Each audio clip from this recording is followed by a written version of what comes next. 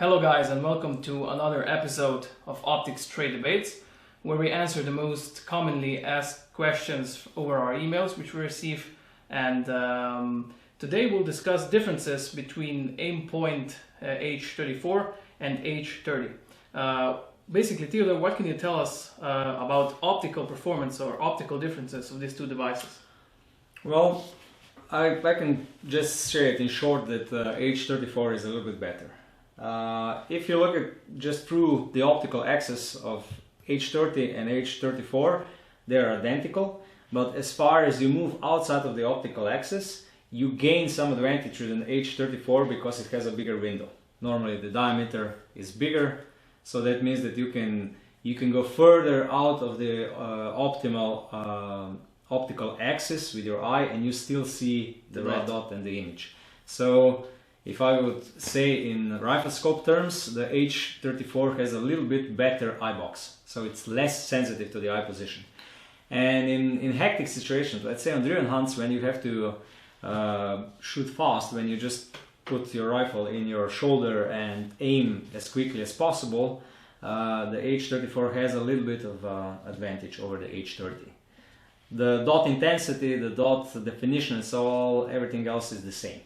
So it only has the advantage of a bigger eye box, so you can be in more non-ideal shooting position and you are still able to see the dot and shoot. This is the advantage. The disadvantage is that, well, the disadvantage is not optical, it's physical. Yes. For the H30, there is a much wider selection of different mounts because 30 millimeters, it's a standard for all rifle scopes, so there is a much wider range of all the different mounting solutions, different rings and so on. While with H34, the selection of mounts and rings is a little bit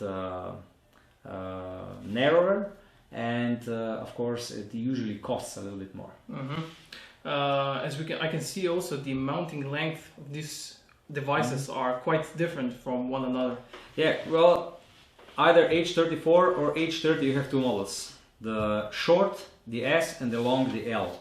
As you can see, the H34S and H30S are completely the same in terms of length, and the same applies for the longer versions. They are completely the same of length. So why are they producing them in two different lengths? It's all about the mounting. The S, it's more compact, it's also nicer, and you can mount it on rifles which have a little bit shorter actions, or on rifles which have Picatinny rails on them, or like specific like blazer mounts which the rings are quite close together. With all other rifles, if you have separate rings and longer actions, let's say for Magnum rifles and so on, long action rifles, then you need to use the long version, because otherwise you will not be able to mount it.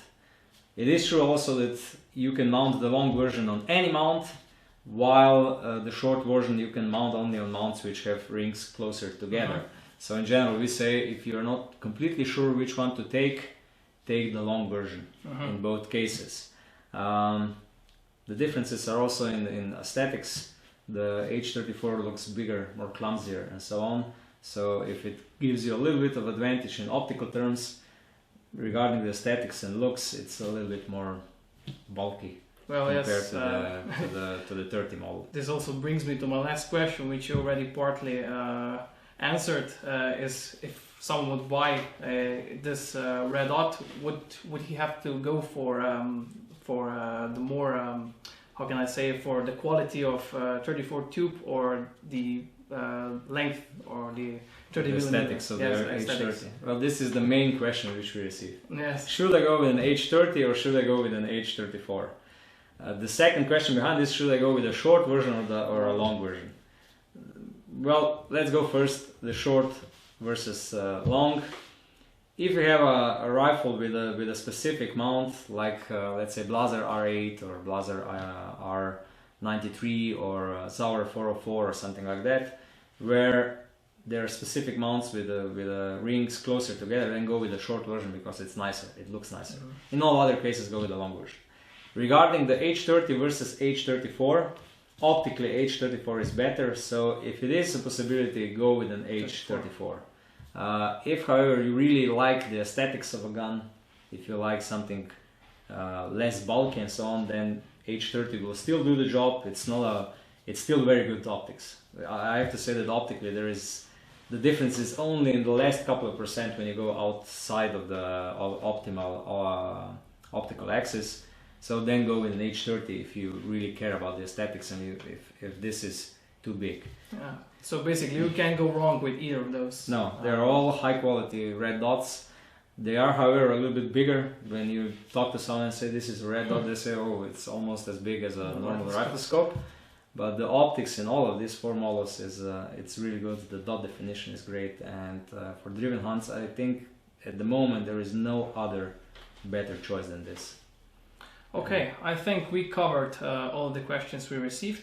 Additionally, if you have any additional question or would you like to add something, please subscribe to our channel or leave a comment below, and take care. Thank you.